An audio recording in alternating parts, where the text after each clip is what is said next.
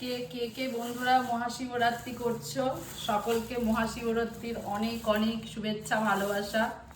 ভোলেনাথ সকলকে ভালো রাখুক। আমিও তো শিবরাত্রি করি একদম ছোটবেলা থেকে, আজকেও করবো। এইসব ফল মিশ্রাবাবু এনেছে, দেখছি ঠিকঠাক এনেছে নাকি, না হলে আমাকে আবার যেতে হবে।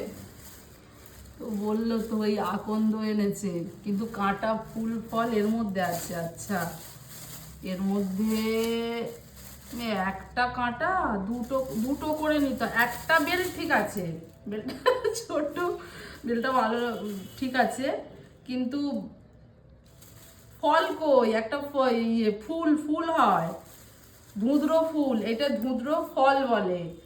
যদিও একটা এনেছো, দুটো করে দিই।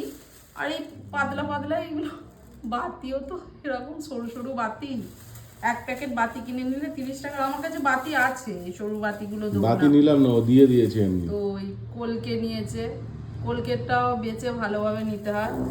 যাই হোক, তবুও ওর মতো করে এনেছে, আমাকে একবার বেরোতে হবে। তো সব ফল টল এনেছে, রাত্রিরে পুজো করে তারপরে খাবো। তো ওদের জন্য আবার নিরামিষ রান্না হবে।